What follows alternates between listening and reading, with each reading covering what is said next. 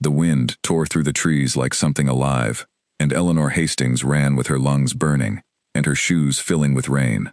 Lightning split the sky above Sanderby Hall just as she reached the iron gates, and for one terrifying second, she thought the bolt had struck the ground beside her. She did not stop to think. She did not stop to knock politely. She pounded her fists against the great wooden door as thunder rolled across the hills, and she prayed that whoever lived behind it had a heart soft enough to let a stranger in from the storm. The door opened before her fist landed a third time, and a tall man stood in the frame, candlelight behind him, his face carved with a sharpness that made her breath catch even through her fear. He was not smiling. He did not look like a man who smiled often. His eyes moved over her soaked dress, her shaking hands, the mud on her boots, and for a moment, she was certain he would shut the door again. "I am sorry to disturb you," she said, forcing the words out through chattering teeth. "I only need shelter until the storm passes. I will not ask for anything else." He studied her a moment longer, then stepped back and let the door swing wide. "Come in before you catch your death," he said, his voice low and clipped, as though kindness cost him something to give. She stepped into the warmth of the hall, dripping onto the polished floor, too grateful to feel embarrassed. A fire crackled somewhere deeper in the house, and the smell of wood smoke and beeswax candles wrapped around her like a blanket. She had not felt warmth in longer than she wanted to admit. "Thank you," she whispered.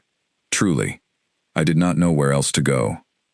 He closed the door against the howling wind and looked at her again, this time with less suspicion and more curiosity. "You are alone," he said. It was not quite a question. "Yes," she answered, because there was no use lying to a man who had already seen the truth of her circumstances written across her ruined dress and hollow cheeks. "My husband died 8 months ago. I have been staying with a cousin, but her house is full, and I could not remain there any longer without becoming a burden. I was walking toward the village when the storm caught me." Something flickered behind his eyes, gone before she could name it. "Walking. In this weather. With no coat and no lantern. I did not expect the rain to come so quickly." He said nothing to that, only turned and gestured for her to follow him deeper into the house. She hesitated only a moment before trailing after him, past portraits of stern-faced ancestors and tall windows rattling with wind, until they reached a sitting room where the fire burned high and bright. He motioned toward a chair near the hearth. "Sit. I will have someone bring you dry clothes and something warm to drink." "You do not even know my name," she said, lowering herself into the chair, grateful for the heat against her frozen skin. "Eleanor," he supplied, and she blinked in surprise. "You said it as you came through the gate. You were talking to yourself. A habit of the desperate, I imagine." Her cheeks burned, despite the cold that still clung to her bones. "You have the advantage of me, then. I do not know your name." "Damien Ashworth," he said, "Duke of Sanderby." She had heard the name before, whispered in the village with a mixture of pity and unease. The Duke who had lost his wife 2 winters past. The Duke who kept to his estate and rarely rode into town. The Duke whose sons, it was said, were being raised by nursemaids because their father could not bear to look at them without seeing the woman he had lost. She had not expected to find herself sitting in his sitting room, drying her hands by his fire, staring at the very man the village gossiped about in hushed and careful tones. "Your Grace," she said, and made to rise, but he waved her back down with an impatient hand. "Sit. You will do neither of us any good, if you faint from the cold, before you can leave in the morning." A servant appeared then, an older woman with a kind, weathered face and sharp eyes that took in Eleanor's condition in a single glance. She introduced herself as Mrs. Whitfield, the housekeeper, and within minutes, Eleanor found herself wrapped in a dry shawl, a cup of hot tea pressed into her hands, her wet dress whisked away to be dried by the kitchen fire. The Duke remained standing near the window, watching the storm rage outside, his jaw tight, his thoughts clearly somewhere far from the room. It was the sound of small feet on the stairs that broke the silence. 2 boys appeared in the doorway, one perhaps 7 years old, the other closer to 5, both in nightclothes, both peering into the room with wide, curious eyes. The younger one clutched a wooden horse to his chest. The older one stood a little in front of his brother, as though guarding him from whatever unfamiliar thing had entered their home. "Father," the older boy said, "who is that?" Damien turned from the window, and Eleanor watched something shift in his face. a tightening that had nothing to do with her, and everything to do with the boys standing there in the doorway. "This is Mrs. Hastings. She was caught in the storm. She will be gone by morning." The younger boy padded across the room without a hint of shyness, and stopped in front of Eleanor's chair, studying her with the frank, unguarded curiosity that only children possess. "Are you cold?" he asked. "A little," Eleanor admitted, smiling despite herself. "But your fire is very warm. Thank you for sharing it with me." The boy grinned, delighted by her answer, and held up his wooden horse for her inspection. "This is Thunder. Father gave him to me. He is a very fine horse," Eleanor said, and meant it, turning the toy carefully in her hands before returning it. The older boy had crept closer as well, though he kept a more cautious distance, watching Eleanor as though deciding whether she could be trusted. "Nathaniel, Julian, back to bed," Damien said, though there was no real force behind the words, only a tiredness that suggested this was a nightly negotiation he rarely won outright. "Just 5 more minutes, Julian," the younger one pleaded. 10, Nathaniel bargained, and Eleanor had to hide her smile behind her teacup. Damien exhaled something close to a laugh, though it did not quite reach his eyes. 5. "And only because we have a guest who might think us entirely without discipline if you stay any longer." The boys settled onto the rug near the fire, and for a quarter of an hour, the sitting room filled with a warmth that had nothing to do with the flames. Julian chattered about Thunder's many imaginary adventures. Nathaniel asked Eleanor careful, searching questions about where she had come from and where she intended to go, questions that seemed older than his years, questions that made Eleanor wonder just how much this small boy had already learned about loss and uncertainty. She answered honestly, without embellishment, and something in her honesty seemed to ease the wariness in his young face. When Mrs. Whitfield finally shepherded the boys upstairs, the room felt suddenly quieter, emptier, as though the boys had taken some vital warmth with them. Damien remained by the window a moment longer, before crossing to sit in the chair across from Eleanor, studying her with an expression she could not quite read. "They do not often warm to strangers so quickly," he said. "Perhaps they are simply starved for company," Eleanor replied, then winced at her own bluntness. "I apologize, that was not my place to say." "No," he said slowly. "It was not unfair to say it. They have had nursemaids and tutors, and a father who spends more hours in his study than in his own nursery. It is not the childhood I intended to give them." She did not know what to say to that, so she said nothing, only watched the firelight dance across his tired face, and wondered what had brought a man so clearly capable of gentleness to build such high walls around himself. "You said your husband died 8 months ago," he said after a long silence. "How did you come to be walking alone in a storm with nowhere to go?" Eleanor set down her teacup, her fingers tightening slightly around its warmth. "My husband left debts I did not know existed until after he was buried. The house went to pay them. My cousin took me in out of duty, not affection, and her husband has made it clear I cannot stay much longer. I had thought to find work in the village, perhaps as a seamstress or a companion to some elderly lady, but nothing has come of it yet. And tonight, I was walking toward the inn, hoping they might allow me to work in exchange for a room, when the storm caught me on the road." She lifted her chin, refusing to let her voice shake. "I do not tell you this for pity, Your Grace, only because you asked, and I see no reason to lie to a man who has already given me his fire and his tea." Something in her steadiness seemed to catch his attention in a way her desperation had not. He leaned back in his chair, studying her with new interest, and for a long moment, the only sound in the room was the crackling of the fire and the fading fury of the storm outside. "You are not afraid of me," he observed. "Should I be? Most people are, or they pretend a courtesy toward me that has nothing to do with genuine regard. It is difficult to know sometimes which reaction is worse." Eleanor considered this. "I have very little left to fear, Your Grace. I have already lost my husband, my home, and most of my pride tonight, pounding on your door like a madwoman in the rain. There is not much room left for fear." A ghost of something that might have been respect crossed his features. He rose from his chair and moved toward the window once more, watching the last of the storm retreat over the hills, the rain softening to a gentle patter against the glass. "You will stay the night," he said, without turning around. "Mrs. Whitfield will show you to a room. In the morning, we will discuss what is to be done. Your Grace, I could not possibly impose further. You will stay the night, he repeated, and there was something final in his tone that told her arguing would be useless. It is not a kindness, Mrs. Hastings. It is simply practical. I will not have it said that a duke turned a widow out into a storm. She wanted to argue that pride alone should not be his only reason, that there was something else beneath his gruffness, something that had shifted when his sons had curled up beside her chair and laughed for the first time she suspected he had heard in months.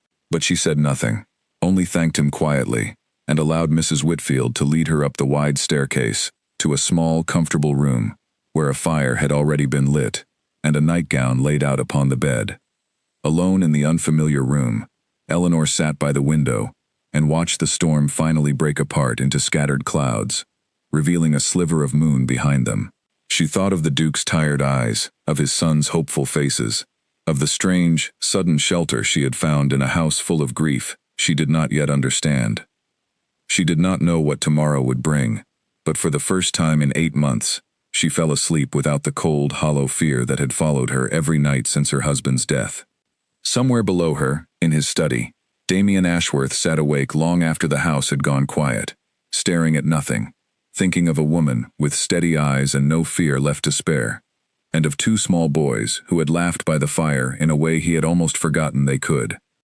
Morning came softly, sunlight breaking through clean-washed clouds, the storm nothing more than a memory of wet grass and scattered leaves across the lawn. Eleanor woke to the sound of birds and, for a disoriented moment, forgot where she was. Then the events of the previous night returned to her, all at once, and she rose quickly, dressing in her now dry clothes, smoothing her hair as best she could without a mirror, preparing herself to thank her host properly, and take her leave before she overstayed whatever fragile welcome she had been given.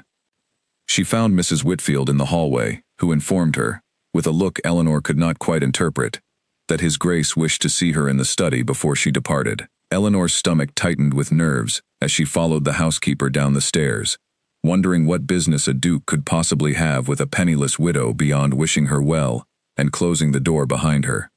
The study was lined with books from floor to ceiling, heavy curtains pulled back to let in the morning light, and Damien stood behind a large oak desk, looking every bit as commanding in daylight as he had by firelight the night before.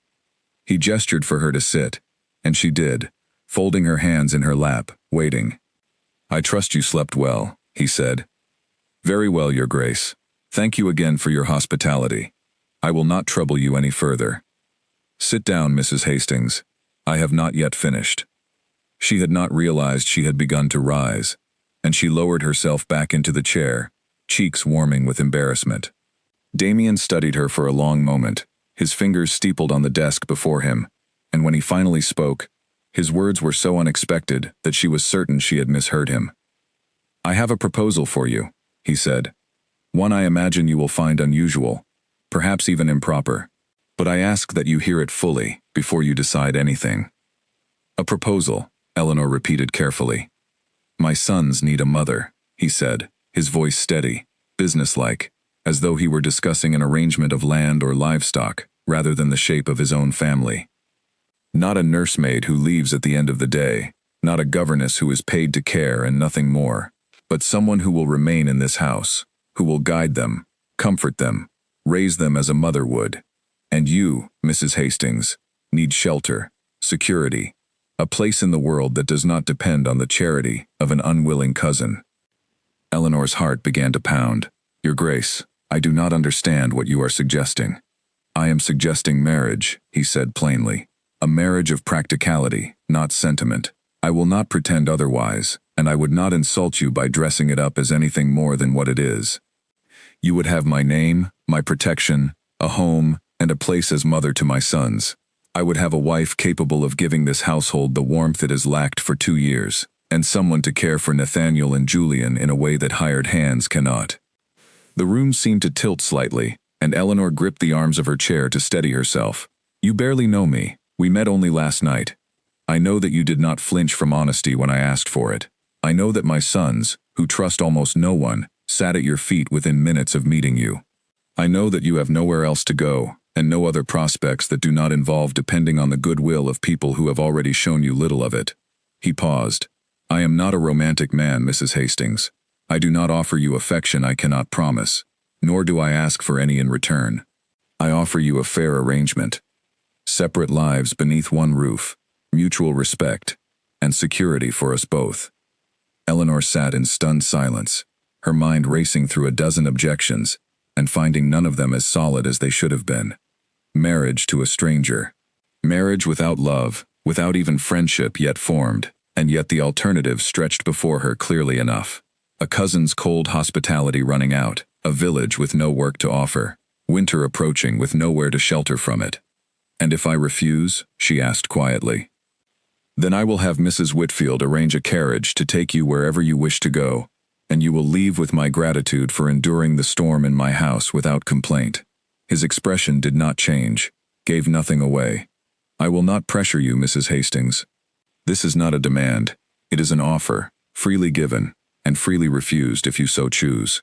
She looked down at her hands, at the plain gold band still on her finger, from a marriage that had ended in grief and debt and abandonment she had not deserved. She thought of Nathaniel's searching questions, of Julian's easy laughter, of the warmth of that fire the night before, warmth that had felt, for the first time in months, like something she might belong to rather than something merely borrowed. "I would need time to think," she said finally. "Take the day," Damien replied. "I will have your answer by evening." She rose from the chair, her legs unsteady beneath her, and made her way to the door, pausing only when his voice stopped her. "Mrs. Hastings." She turned. "Whatever you decide," he said, "know that it will be respected." She nodded, unable to trust her voice, and stepped out of the study into the wide hallway, where morning light spilled golden across the polished floor, and somewhere upstairs she could hear the boys laughing, and she stood there for a long moment, caught between the life she had lost and the strange, uncertain one being offered to her now. Eleanor spent the rest of that morning wandering the gardens behind Sanderby Hall, her shawl wrapped tightly around her shoulders against the lingering chill left by the storm. The grass was still wet, drops clinging to blades and leaves, catching the sunlight like scattered glass. She walked without direction, her mind turning over the Duke's proposal from every possible angle, searching for the trap she felt certain must be hidden somewhere within it. A marriage without love, a house that was not truly a home, not yet. Two boys who needed her more than any suitor ever had. She thought of her first marriage, of Henry's charm and easy laughter that had turned, over the years, into evasions and secrets, and finally into debts so deep they had swallowed everything she owned. She had married for love once, and love had left her with nothing but grief and empty pockets. Perhaps a marriage built on honesty, however cold, was a safer foundation than one built on feelings that could curdle without warning. She found Nathaniel sitting alone on a low stone bench near the edge of the garden, a book open on his lap, though his eyes were fixed somewhere beyond the pages. He looked up as she approached, and for a moment she saw such loneliness in his young face that her chest ached with it. "May I sit with you?" she asked. He nodded, shifting slightly to make room, though he did not look up from his book again right away. Eleanor settled beside him, close enough to see that the pages he stared at were covered with illustrations of ships, though he did not seem to be reading them. "Do you like ships?" she asked. "My mother liked them," he said quietly. "She used to tell us stories about sailors and faraway places. Julian does not remember her very well. He was too small when she died, but I remember." Eleanor's heart tightened at the simple honesty of it, the way children so often spoke plainly of things adults spent years learning to guard. "It is a hard thing, losing a mother so young." "Father does not talk about her," Nathaniel said. "He used to. Now he just goes into his study and shuts the door, and sometimes I hear him not sleeping at night, walking around downstairs when he thinks we are all asleep." He glanced sideways at Eleanor, something searching in his eyes that made him seem far older than 7 years. "Are you going to stay?" The directness of the question caught her off guard. "I do not know yet," she admitted. "Would you like me to?" Nathaniel considered this with the same careful seriousness he seemed to bring to everything. "Julian likes you. He does not usually like new people so quickly, and you did not talk to me like I am a baby, the way the nursemaids do. I think," he said slowly, as though weighing each word, "I think it would be good if you stayed." Eleanor did not trust herself to speak for a moment, her throat tight with an emotion she had not expected a child's simple honesty to summon so completely. She reached out, and gently squeezed his small hand where it rested on the book. "Thank you for telling me that, Nathaniel. It means more to me than you know." They sat together in comfortable silence for a while longer, until Julian came tumbling out of the house with his wooden horse, and demanded that Eleanor admire a new trick he had invented for Thunder to perform, and the heaviness of the moment dissolved into laughter as she praised the horse's admittedly impressive leap over a fallen branch. By the time the afternoon light began to slant golden across the lawn, Eleanor had made her decision, though she gave herself until the appointed hour to be certain of it.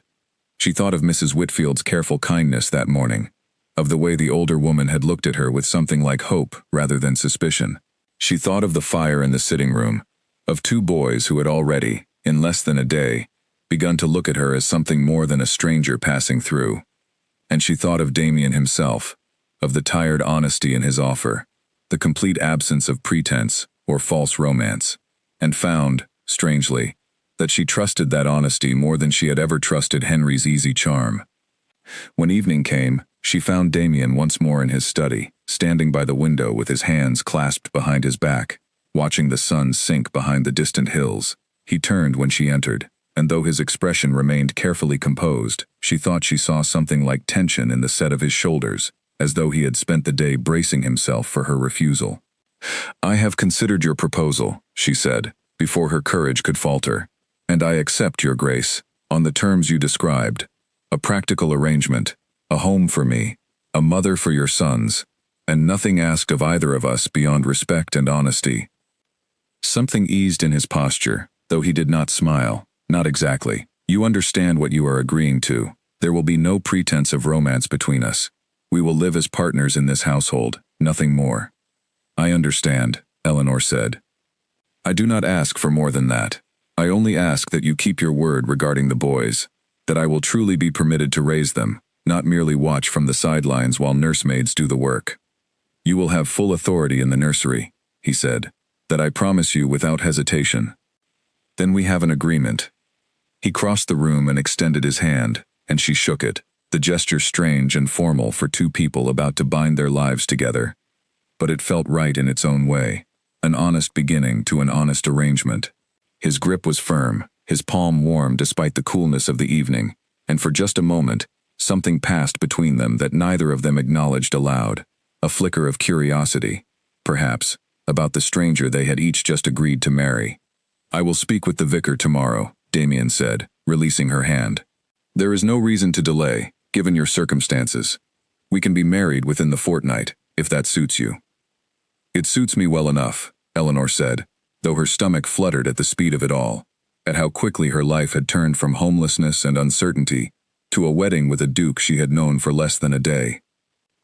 "There is one more matter," Damien said, and something in his tone made her look up sharply. "The staff, and the village beyond, will wonder at the suddenness of this marriage. There will be talk. I will not pretend otherwise." "Are you prepared for that?" Eleanor thought of the whispers that had already followed her since Henry's death, the pitying glances, the careful distance people kept from a widow with nothing left to her name. "I have already survived talk, your grace. I imagine I can survive a little more of it." A ghost of something that might have been admiration crossed his face before he schooled it back into careful neutrality. "Very well. Mrs. Whitfield will help you prepare. You will want for nothing, Mrs. Hastings. That much I can promise you completely." She left the study that evening with her future entirely rearranged, walking down the long hallway toward the room that would, within a fortnight, become hers in truth rather than merely for a single stormy night. Outside, the last light faded from the sky, and somewhere in the house, she could hear Julian's laughter drifting down from the nursery, bright and unguarded, and she found herself smiling, despite the strangeness of everything that had just occurred, thinking that perhaps, whatever else this arrangement might be, it would not be a lonely one. The wedding took place on a bright, cool morning, with only a handful of witnesses present, Mrs. Whitfield dabbing at her eyes throughout the brief ceremony, Nathaniel standing solemnly beside his father, Julian fidgeting with the sleeve of his good coat, and grinning at Eleanor every time she caught his eye. There was no grand celebration, no crowd of curious guests, only the quiet exchange of vows in the small village chapel, and afterward, a simple meal shared together in the dining hall of Sanderby Hall.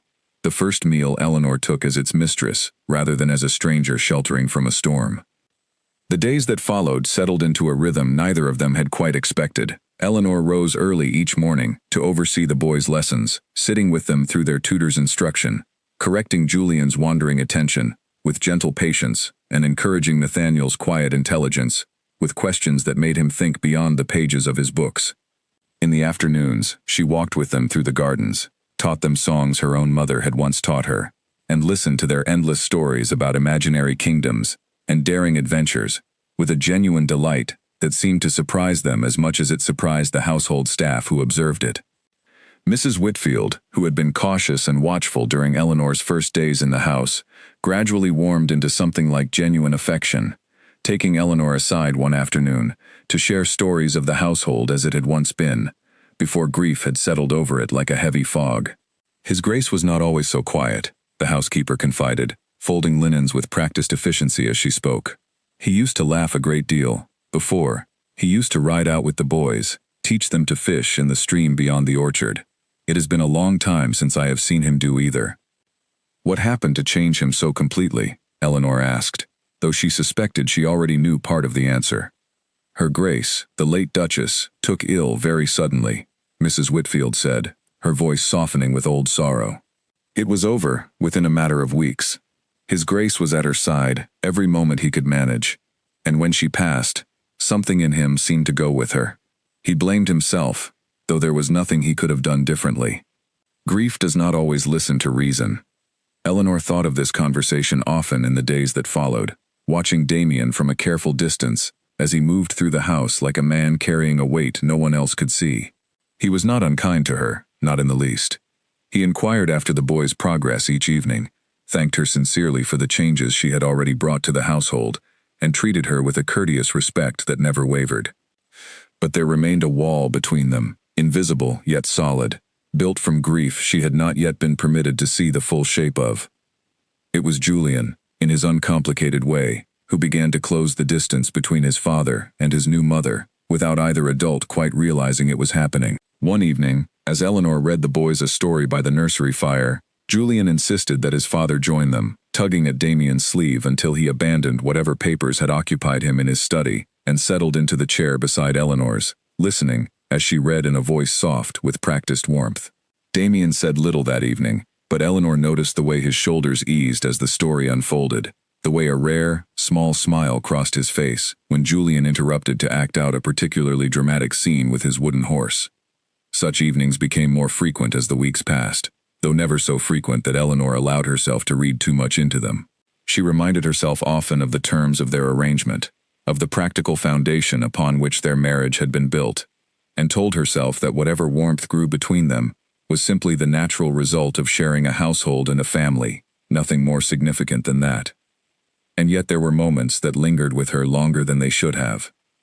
The afternoon Damien found her in the garden, sleeves rolled up, hands in the soil as she helped Nathaniel plant a small row of vegetables the boy had insisted upon growing himself, and instead of retreating to his study as he so often did, Damien knelt beside them both and, without a word, began digging alongside his son, his fine coat forgotten, his expression lighter than Eleanor had yet seen it.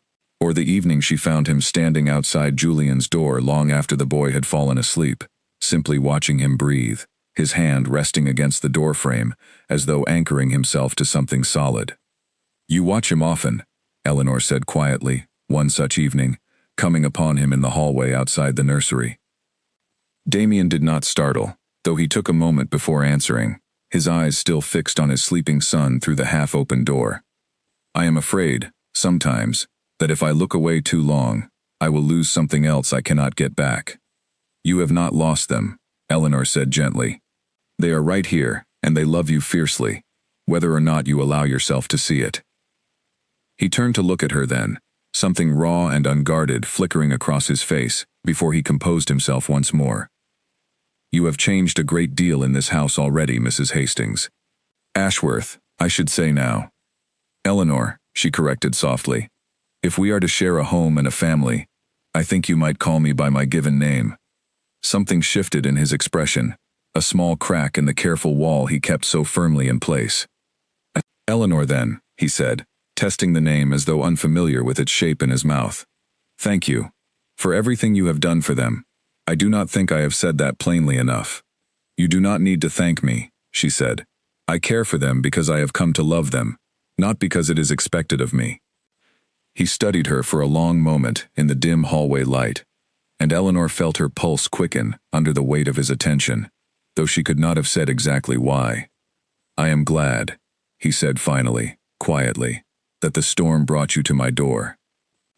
It was the closest he had come to admitting anything beyond practicality since the day of their agreement, and Eleanor carried the words with her long after he had returned to his study, turning them over in her mind like a treasure she did not yet know how to hold.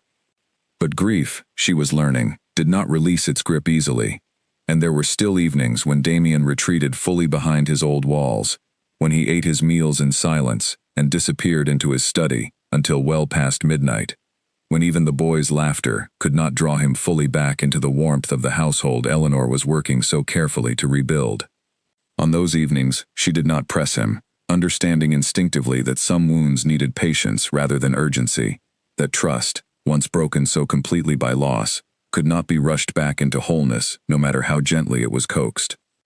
She occupied herself instead with the boys, with the slow, steady work of making Sanderby Hall feel less like a house in mourning and more like a home in the process of healing. She rearranged the sitting room to let in more light. She encouraged the cook to prepare the boys' favorite meals more often, delighting in their enthusiastic approval. She began a small tradition of Sunday afternoon walks through the orchard, the three of them wandering together beneath the fruit trees, Julian collecting fallen apples in his coat pockets, Nathaniel naming every bird they spotted with the quiet pride of a boy who had studied his books carefully. Word of the sudden marriage had, as Damien predicted, spread quickly through the village and the surrounding estates, and Eleanor found herself the subject of curious glances and careful questions whenever she ventured beyond the hall's gates. Some regarded her with open suspicion, wondering aloud what a penniless widow could have done to secure a duke's hand so swiftly.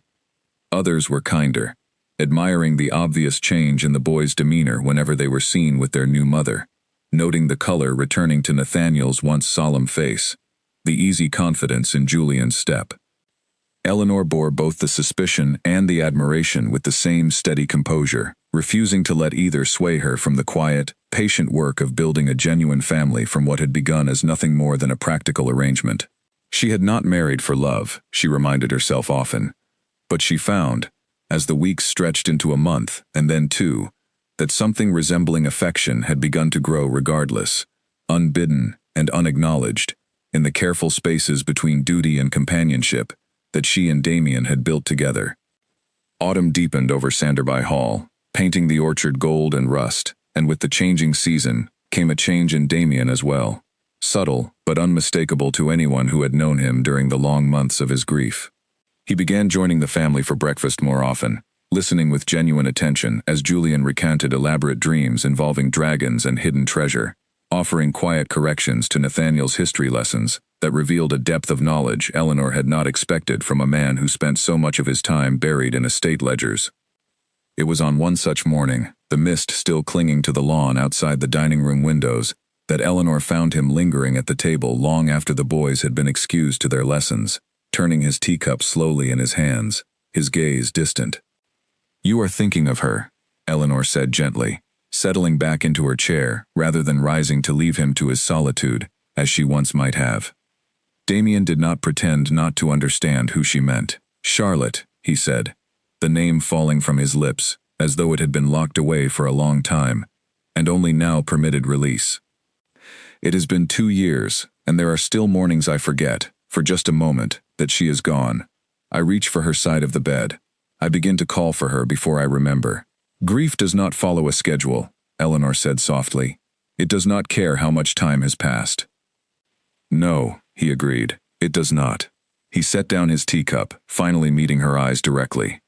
"She was ill for only a few weeks. It happened so quickly that I did not have time to prepare myself, though I do not know that any amount of time would have made it easier.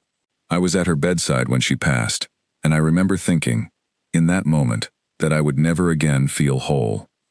Eleanor listened without interrupting, sensing that he needed, finally, to speak these words aloud, to someone who would not flinch away from them, or rush to offer empty comfort. The boys were so young, he continued. Well, Julian barely remembers her at all, and Nathaniel remembers just enough to feel her absence keenly, without fully understanding it. I withdrew from them. I know that now. I could not bear to look at Julian's eyes, which are hers exactly, without feeling as though I had failed to keep her here for him to know properly. I buried myself in work instead, told myself the estate needed my full attention, when in truth I simply did not know how to be a father, without also being reminded, every moment, of what I had lost. You are not failing them now, Eleanor said. I have watched you these past months. Whatever walls you built around your grief, you are finding your way past them, slowly. Because of you, he said quietly, and the simple honesty of it settled between them like something fragile and important. I did not expect this arrangement to change anything beyond practical matters. I did not expect to find myself grateful for far more than shelter for my sons. Eleanor's heart quickened at his words, though she kept her expression carefully composed, unwilling to read too much into a moment of vulnerability that grief alone might have produced. I am glad to have helped, she said simply. But you deserve credit as well, Damien. You are the one who chose to sit with your sons again, to laugh with them, to be present in ways you had stopped allowing yourself to be. I only opened the door. You are the one who walked back through it. He studied her for a long moment, something unreadable passing across his face, before he spoke again, his voice quieter now. May I ask you something, in turn? You have listened to my grief without complaint, but you have shared very little of your own. Your husband. What kind of man was he? Eleanor felt the familiar tightness settle in her chest at the question, the old wound that had never fully healed despite the months that had passed. Henry was charming, she said slowly, choosing her words with care. He could make an entire room laugh with a single well-timed joke. I fell in love with him quickly, foolishly perhaps, and for the first 2 years of our marriage, I believed myself the happiest woman in the county. And then I began to notice the debts, she said. Small at first, easily explained away. A bad investment here, an unlucky evening at cards there. But they grew, quietly, over years, while he continued to smile and reassure me that everything remained well in hand. By the time he died, suddenly, of a fever that took him within days, I discovered that nearly everything we owned had already been mortgaged, or sold to cover debts I had never known existed. I was left with nothing, and worse, I was left feeling as though I had never truly known the man I had shared a home with for 6 years. That is its own kind of grief, Damien said quietly. Perhaps harder, in some ways, than mine. I lost a woman I trusted completely. You lost a man you are not certain you ever fully knew. Eleanor had not thought of it in quite those terms before, but the truth of his observation settled over her with unexpected weight. Yes, she said softly. I suppose that is exactly it. They sat together in comfortable silence for a while, two people who had each lost something essential and were, in their own careful ways, learning to rebuild from the wreckage left behind. It was Damien who finally broke the silence, his voice gentler than she had heard it before. I am sorry, he said. For what Henry's deceptions cost you. You deserved better than to be left with nothing but broken trust. And you deserved more time with Charlotte than illness allowed you, Eleanor replied. Grief is unfair in that way. It does not measure out its cruelty according to what anyone deserves. He reached across the table then, an unexpected gesture, and covered her hand briefly with his own, a simple touch that carried more warmth than any words might have managed. Thank you, he said, for understanding, without needing me to explain everything all at once. Eleanor felt the warmth of his hand long after he had withdrawn it, returning to his study and the day's business, and she sat alone at the breakfast table for a while longer, watching the mist burn away from the lawn outside, thinking of how strange it was that two people, who had each been so thoroughly broken by loss, had found, in each other, an unexpected place to set down some small portion of that weight. In the weeks that followed, their conversations grew more frequent, more open, extending beyond the boys and the estate into quieter territory neither of them had expected to share so freely. Damien began to tell her stories of Charlotte, not with the raw grief that had once made such memories unbearable, but with a gentler nostalgia, a willingness to let her exist in memory, as a whole person, rather than simply an absence he could not fill. Eleanor, in turn, found herself speaking more honestly about the loneliness of her marriage to Henry, about the years she had spent making excuses for a man who had never truly deserved her loyalty. There remained, still, an unspoken boundary between them. The careful distance of a marriage built on practicality rather than romance, and neither of them crossed it, though Eleanor sometimes caught herself wondering what might happen if one of them did. She noticed the way Damien's eyes lingered on her, a moment longer than necessary, during their evening conversations. She noticed the way her own pulse quickened whenever his hand brushed hers passing a dish at dinner, or when he laughed, truly laughed, at something Julian had said, the sound rich and unguarded in a way that made her chest ache with something she was not yet ready to name. She told herself it was simply the natural warmth that grew between two people sharing a household and a family, nothing more significant than companionship deepening into genuine friendship. But late at night, lying alone in the room that remained hers, and hers alone despite the marriage that bound her to the man down the hall, she found herself thinking of him more often than practicality alone could explain, and wondering, with equal parts hope and fear, whether the walls they had each built around their grief might, slowly and carefully, be building instead into something neither of them had dared to plan for. The carriage arrived unannounced on a cold afternoon in early winter, its polished wheels crunching over the gravel drive, with the kind of confidence that suggested its owner was accustomed to arriving wherever he pleased without invitation.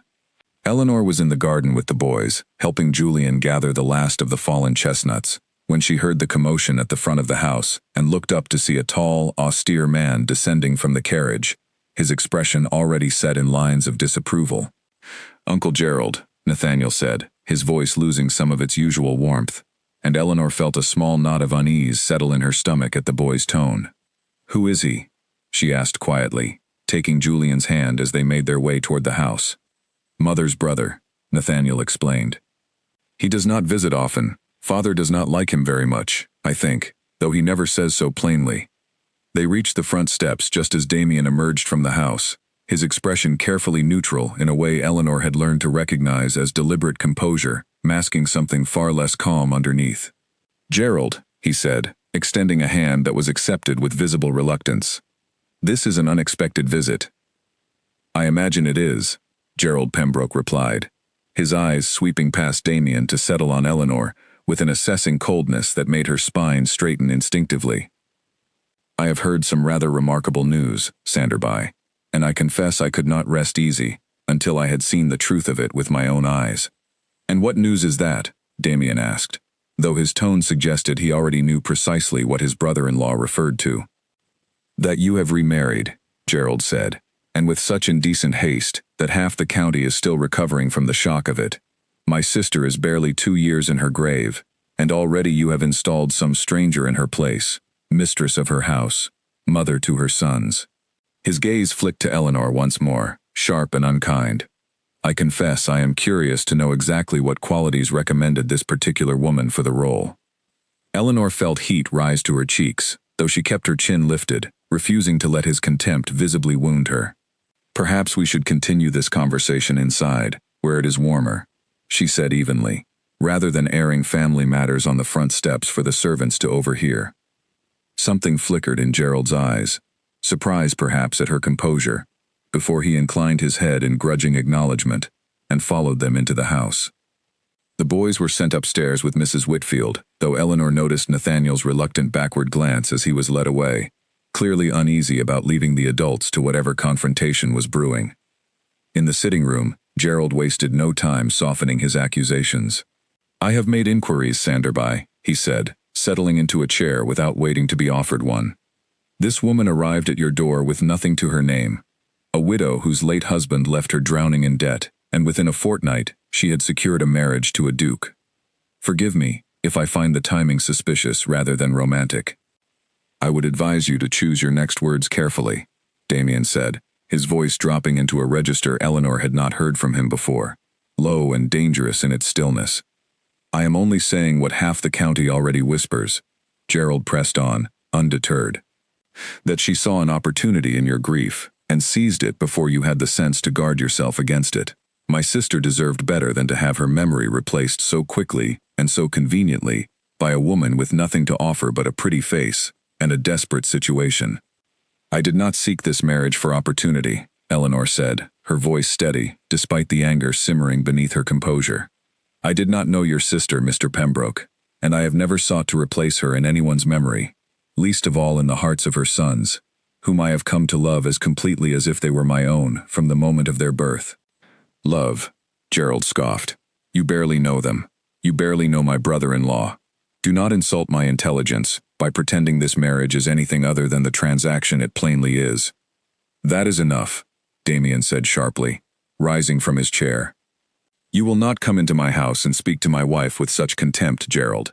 Whatever grief you carry over Charlotte's loss, you have no right to direct it at a woman who has done nothing but bring warmth back into a household that had gone cold with mourning." "I have every right," Gerald snapped back, also rising, "as the boy's uncle, as the last living connection to their mother's family.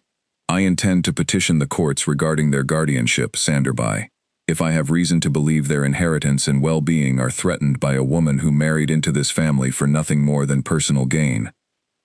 The threat landed in the room like a physical blow, and Eleanor felt the color drain from her face, even as Damien's expression hardened into something fierce and immovable. "You would tear this family apart based on nothing more than your own bitterness," Damien said, his voice low and furious.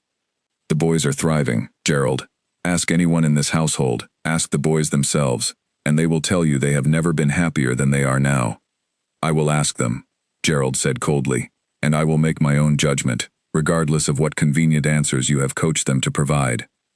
He left shortly after, promising to return with a solicitor before the month was out, and the house settled into an uneasy quiet in the wake of his departure, Damien pacing the length of the sitting room with barely restrained fury, while Eleanor sat frozen in her chair, the accusations still ringing in her ears. "He cannot truly believe I married you for gain," she said finally, her voice smaller than she intended. "I brought nothing to this marriage but debt and desperation. What could I possibly gain beyond shelter and security that any decent employment might have eventually provided?" "He believes what suits his grief," Damien said, stopping his pacing to look at her directly. "Gerald has never forgiven himself for encouraging Charlotte to marry me in the first place, though there was never any reason for regret in that match.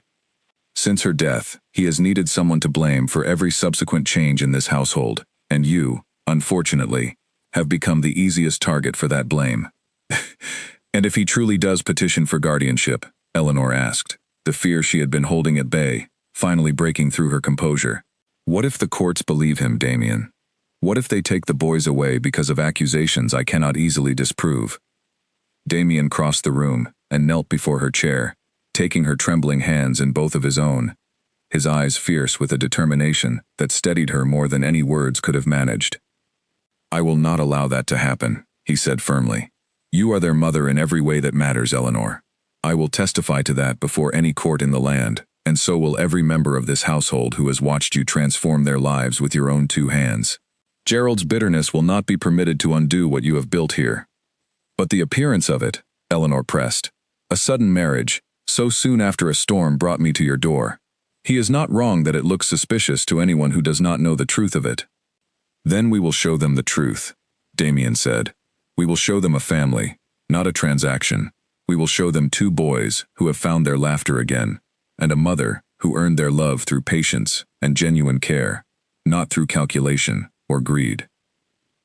Eleanor looked into his fierce, determined eyes, and for the first time since Gerald's arrival, she allowed herself to believe that perhaps this threat, however frightening, might not be enough to unravel everything they had so carefully built together. But she could not shake the cold feeling that had settled in her chest, the awareness that their careful, practical arrangement was about to be tested in ways neither of them had anticipated when they had shaken hands over a simple agreement of convenience so many months before.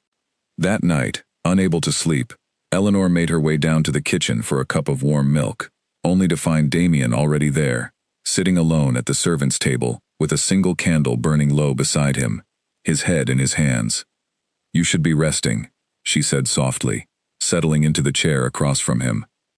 "I cannot stop thinking of it," he admitted, lifting his head to look at her, exhaustion etched into every line of his face. "If Gerald succeeds, if the courts take the boys from us, I do not know that I could survive losing them, Eleanor.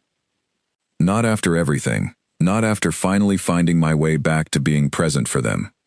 "We will not let it come to that," Eleanor said, reaching across the table to take his hand, the gesture natural now in a way it would not have been months before. "We will fight for them together, Damien, whatever it takes." He turned his hand to grip hers properly, his thumb tracing an absent, comforting pattern across her knuckles. And in the candlelit quiet of the kitchen, something passed between them that felt far weightier than the practical arrangement they had begun with, something neither of them yet had the courage to name aloud, though both of them, in that fragile moment, felt its unmistakable presence settling into the space between their joined hands.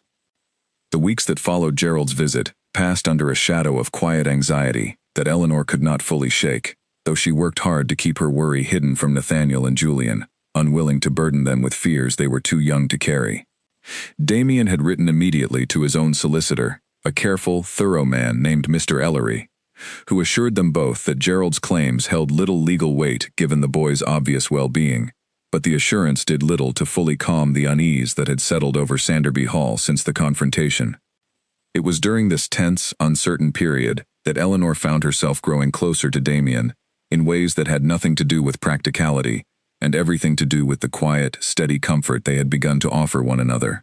They took to walking together in the evenings after the boys had been put to bed, discussing the day's small events, sharing observations about Nathaniel's growing confidence, or Julian's endless capacity for mischief, the conversation drifting easily between practical household matters and something warmer, something that felt increasingly like genuine friendship deepening into something neither of them had fully acknowledged yet. One such evening, as they walked along the edge of the orchard beneath a sky scattered with early winter stars, Damien stopped suddenly and turned to face her, his expression unusually open, unguarded in a way she had rarely seen from him. "I have been thinking," he said slowly, "about the day you arrived at my door. I have wondered, sometimes, what might have happened had I turned you away that night, had I let practicality or suspicion win out over whatever instinct told me to let you in. I imagine I would have found shelter elsewhere," Eleanor said, though her heart had begun to beat faster at the seriousness in his tone. "Or perhaps I would not have. The storm was fierce that night. I think of it more often than I probably should," he admitted, "of how close I came to losing something I did not yet know I needed. You have changed this house, Eleanor. You have changed my sons, and if I am honest with myself, you have changed me as well, in ways I did not think myself capable of changing anymore." Eleanor's breath caught in her throat, uncertain of where this confession might be leading, though every part of her wanted desperately to hear the rest of it. "Damien," she said softly, "what are you trying to tell me?" He reached out and took her hand, his fingers threading through hers with a gentleness that made her pulse race. "I entered this marriage believing I had nothing left to offer beyond practicality and protection," he said. "I told myself that love was a door closed to me, that grief had taken that capacity from me entirely when it took Charlotte. But these past months, watching you with the boys, talking with you in the evenings, standing beside you against Gerald's cruelty, I have come to realize that door was never as closed as I believed it to be." "Damien," she whispered again, hardly daring to hope she understood him correctly. "I love you," he said simply, the words falling into the quiet night air, with a weight that seemed to settle over them both. "I did not expect it, and I did not seek it, but it is true nonetheless, and I could not continue pretending otherwise, not after everything we have built together, not after everything you have given so freely to this family." Eleanor felt tears gather unexpectedly in her eyes, joy and disbelief tangled together in equal measure. "I love you too," she admitted, the words feeling both terrifying and like the greatest relief she had ever known. "I did not think it possible, not after Henry, not after everything I believed love had cost me. But I have watched you become the father your sons deserve. I have watched your kindness beneath all your careful walls. And somewhere in these past months, without meaning to, I fell in love with you completely." He drew her closer then, his hand rising to gently cup her face. And for a long moment they simply looked at one another beneath the winter stars. Two people who had each believed themselves closed off from love, finding it unexpectedly in the careful, patient partnership they had built from practicality alone. When he finally kissed her, soft and searching, Eleanor felt something settle into place within her that she had not realized had been missing, a sense of belonging that went far beyond the shelter and security their original arrangement had promised. "We should tell the boys," she said softly, when they finally parted. both of them smiling in a way that felt entirely new and entirely right. "Tomorrow," Damien agreed. "Tonight, I simply want to enjoy this moment, knowing that whatever comes next, whatever Gerald attempts to throw against us, we will face it as something far stronger than the practical arrangement we began with." But their happiness, however genuine, could not fully banish the looming threat that Gerald's visit had introduced into their lives, and within days, a formal letter arrived from his solicitor, announcing his intention to bring the matter of the boy's guardianship before a magistrate, citing concerns over the suddenness of the marriage and the boy's welfare, under what he termed an unproven maternal influence. Damien read the letter with a controlled fury that Eleanor had come to recognize as his particular way of managing fear, his jaw tight, his hands steady despite the anger simmering visibly beneath his composed exterior. "We will need to prepare," he said, setting the letter aside with deliberate care. "Mr. Ellery will need statements from the household staff, from the boy's tutor, from anyone who can speak honestly to the changes they have witnessed since your arrival. Gerald intends to paint you as an opportunist, Eleanor, and we must be prepared to show the magistrate exactly who you truly are instead." "I am frightened," Eleanor admitted quietly, the confession costing her something to voice aloud. "Not for myself, but for the boys. If Gerald succeeds in casting doubt over my character, if the magistrate believes even a fraction of his accusations, what might happen to Nathaniel and Julian? What might it do to them, to be pulled once again into uncertainty after finally finding some measure of stability?" Damien pulled her into his arms, holding her close in a way that had become natural between them in the weeks since their confession beneath the winter stars. "I will not let that happen," he said firmly, his voice steady with a conviction that steadied her in turn. "We will fight this together, and we will win. Because the truth of what we have built here is far stronger than Gerald's bitterness, or his baseless accusations." In the days that followed, the household rallied around them with a solidarity that moved Eleanor deeply. Mrs. Whitfield offered to testify to the transformation she had witnessed in the boys since Eleanor's arrival, describing in detail the laughter that had returned to the nursery, the confidence that had replaced Nathaniel's former solemnity. The boys' tutor spoke readily of Eleanor's patient involvement in their lessons, of the genuine care she brought to every hour spent with them. Even the cook and the stable hands offered small observations, unprompted, of the many quiet kindnesses Eleanor had shown throughout the household since becoming its mistress. But it was Nathaniel himself who proved the most unexpected and powerful witness to the truth of the family they had built. When Mr. Ellery gently explained the situation to the boy, careful to soften the harshest edges of his uncle's accusations, Nathaniel's response was immediate and fierce in its clarity. "Uncle Gerald is wrong," he said, his young face set with a determination that reminded Eleanor forcibly of his father. "Eleanor is our mother now, not because anyone made her, but because she chose to be, every single day, in every way that matters. I want to tell the magistrate that myself, if it will help." Eleanor, listening from the doorway, felt her heart swell with a love so fierce it nearly overwhelmed her, and she crossed the room to embrace the boy tightly, grateful beyond words for the fierce loyalty he had shown her. Loyalty she had done nothing to demand but everything to earn through months of patient, genuine care. The hearing before the magistrate took place on a cold, clear morning in the county courthouse, a modest room that felt far too small to contain the weight of what was being decided within it. Gerald Pembroke sat stiffly beside his solicitor, his expression carved from the same cold disapproval he had worn since his first visit to Sanderby Hall, while Eleanor sat beside Damien, her hands clasped tightly in her lap, trying to steady the nervous flutter of her heart as the proceedings began. Gerald's solicitor spoke first, laying out the accusations with practiced precision, questioning the suddenness of the marriage, suggesting that a woman in Eleanor's desperate financial circumstances might reasonably be suspected of calculated opportunism rather than genuine affection. He called witnesses from the village who had observed Eleanor's arrival during the storm, framing the timeline in the most suspicious light possible, and for a long, tense while, Eleanor felt the careful foundation of their happiness, trembling beneath the weight of implications she could not easily disprove through words alone. But then Mrs. Whitfield was called to testify, and her steady, sincere account of the transformation she had witnessed within the household carried a weight that mere accusation could not easily overcome. She spoke of Nathaniel's returning laughter, of Julian's newfound confidence, of the countless small kindnesses she had observed Eleanor extend to the boys, without any audience to witness or reward them. The boys' tutor followed, with similarly heartfelt testimony, describing Eleanor's genuine engagement with their education, her patience during difficult lessons, her obvious delight in their small achievements. And then Nathaniel himself was called forward, and the courtroom fell into an attentive hush as the solemn young boy took his place before the magistrate, his small hands folded carefully in front of him, his voice steady despite his evident nervousness. "My uncle says Eleanor married my father only for shelter," Nathaniel said, his young voice carrying clearly through the quiet room. "But I do not think that matters, even if some part of it is true. She has been kinder to me, and my brother than anyone since our mother died. She listens when I talk. She does not treat Julian like a baby, even though he is small. She helped my father remember how to laugh again.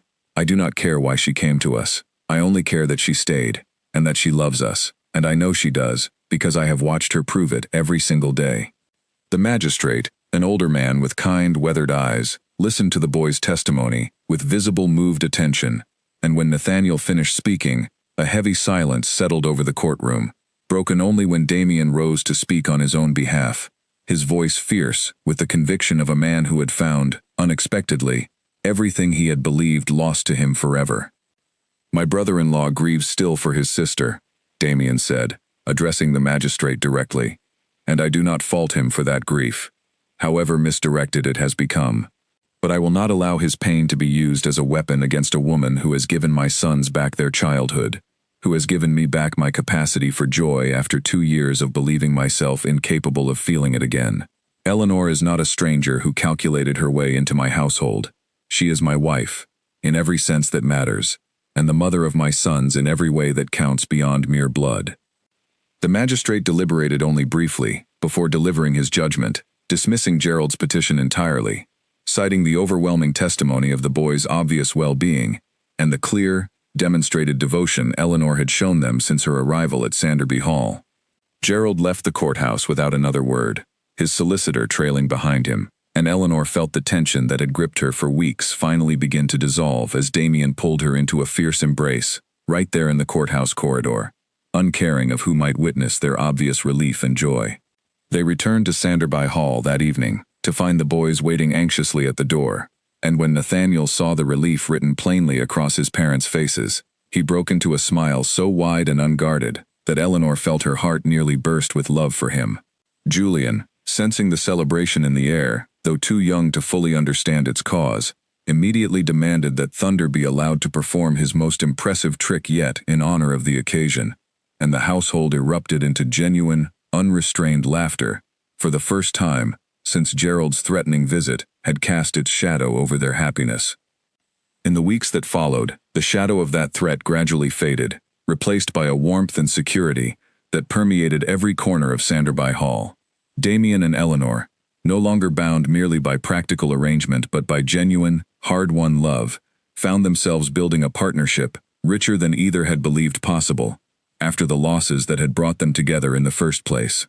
They took to spending their evenings together by the fire, sometimes in comfortable silence, sometimes in quiet conversation, the distance that had once defined their marriage, replaced entirely by an easy intimacy that surprised them both with its depth. Nathaniel's quiet solemnity gradually softened into a confidence that delighted his tutors and endeared him further to the household staff, while Julian's boundless energy found new outlets in adventures shared equally with both his father and his mother. The family unit finally whole in a way that had seemed impossible during those first cold, lonely months after Charlotte's death. Even Mrs. Whitfield, watching the family gather each evening in the sitting room where Eleanor had first taken shelter from the storm, could not help but comment, on more than one occasion, that Sanderby Hall had not felt so thoroughly like a home in all the years she had served within its walls. Spring arrived, with new blossoms across the orchard, where Nathaniel had once planted his careful row of vegetables, and on a warm afternoon, beneath the flowering trees, Damien took Eleanor's hand and led her to the exact spot where he had first confessed his love, beneath the winter stars, now transformed by budding green and birdsong into something entirely new, much as their own marriage had transformed from careful arrangement into genuine devotion. "I never imagined," he said softly, that a storm could bring me the greatest gift of my life. Nor did I imagine, Eleanor replied, resting her head against his shoulder as they watched Nathaniel and Julian chase each other through the orchard, their laughter carrying clear and bright across the warming afternoon. That shelter from that storm would become something so much greater than I ever dared to hope for. They stood together in comfortable silence, watching their sons play beneath the blossoming trees, two people who had each been broken by loss and had found, in the most unexpected of circumstances, not merely shelter and security, but a family built on genuine love, patient healing, and the quiet, unshakable devotion that had grown steadily between them since the night a storm had first brought a desperate widow to a grieving duke's door. 2 years passed at Sanderby Hall, and the estate that had once echoed with quiet grief now rang with a warmth that visitors often remarked upon the moment they crossed its threshold. Nathaniel, now 9 years old, had grown into a thoughtful, confident boy who read voraciously and had taken up a genuine fondness for the study of maps and distant lands, a passion Eleanor delighted in nurturing, with books ordered specially from the city. Julian, 7 now, remained as boisterous and cheerful as ever, though he had traded his beloved wooden horse for an equally beloved pony, upon which he rode through the orchard with a confidence that made Eleanor's heart swell with pride each time she watched him. Gerald Pembroke had never returned to Sanderby Hall following his failed petition, though word occasionally reached them through distant relatives that his bitterness had softened somewhat with time, that he had begun, cautiously, to speak of his nephews with something closer to genuine affection than accusation. Eleanor harbored no ill will toward him, understanding that his cruelty had sprung from grief rather than true malice, and she often hoped, quietly, that he might one day find his own way to peace, just as she and Damien had found theirs. The household itself had grown in the intervening years, welcoming a daughter into the family the previous spring, a bright-eyed girl named Margaret who had inherited her father's dark hair and her mother's steady gaze, and who was already, at not yet a year old, utterly adored by both her older brothers, who took turns competing for the privilege of entertaining her with increasingly elaborate games and stories.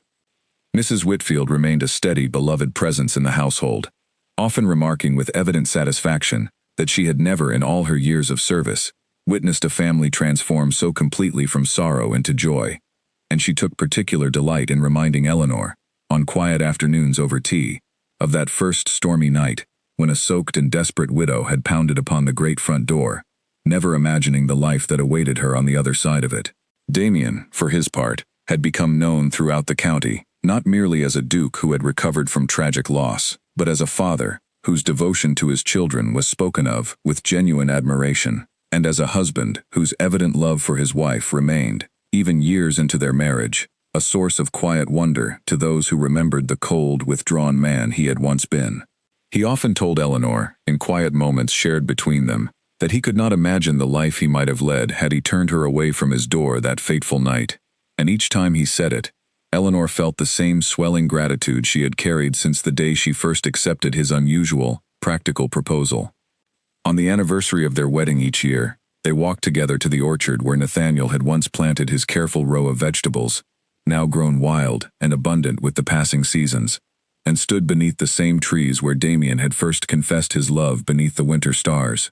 It had become a quiet tradition between them, a way of honoring the strange, unexpected journey that had carried them from a chance meeting in a violent storm to a partnership neither of them had believed themselves capable of finding again after the losses that had once threatened to define the whole of their lives. "Do you ever wonder," Eleanor asked him one such evening, as they watched their children play in the fading light, baby Margaret gurgling happily in her father's arms, while Nathaniel and Julian raced each other toward the old orchard gate, "what might have happened if the storm had never come, if I had found shelter elsewhere that night?" Damien considered the question for a long moment, watching his children with the same fierce tenderness that had grown steadily in him since the day Eleanor first arrived. "I try not to dwell on it," he admitted finally. "I believe, in my heart, that we were always meant to find one another, storm or no storm. Perhaps fate simply chose that particular night to bring us together, but I do not think it would have given up so easily had circumstances been different." Eleanor smiled at this, leaning into his side as they watched the sun sink slowly behind the hills, painting the sky in soft shades of gold and rose. "Perhaps you are right," she said, "though I will always be grateful for that storm, however frightening it seemed at the time. It brought me exactly where I was meant to be. As it brought me back to myself, Damien replied, pressing a gentle kiss to the top of her head, after I had nearly forgotten how to find my way there alone.